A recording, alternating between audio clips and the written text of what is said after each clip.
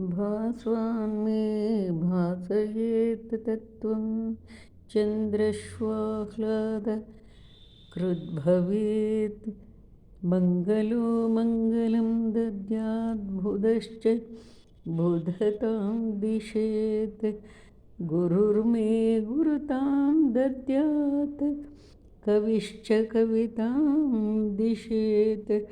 शनिश्च शं प्रापयतु केतुः केतुं जयेर्पयेत् राहुर्मे राहयेर्दोगं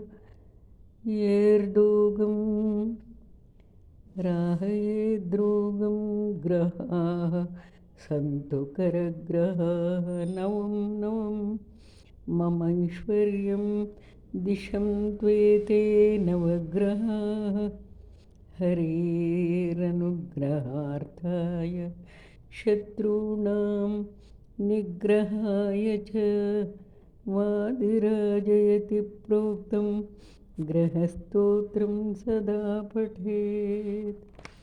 इति श्रीवादिराजतीर्थश्रीचरणविरचितं नवग्रहस्तोत्रं शनि दिनमणेः सूनो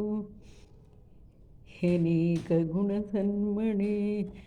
अरिष्टं हर मे भीष्टं कुरु मा कुरु सङ्कटम्।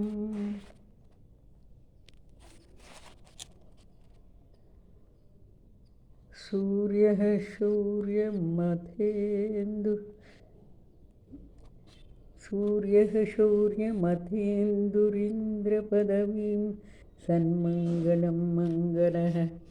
सद्बुद्धिं च बुधो गुरुश्च गुरुतां शुक्रः शुभं शं शनिः राहुर्बाहुबलं करोतु विजयं केतुः कुलोऽस्योन्नतिं नित्यं भूतिकरा भवन्तु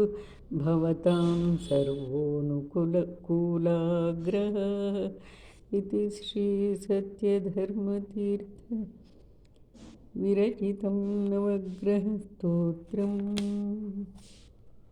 षण्मङ्गलानि भवन्तु।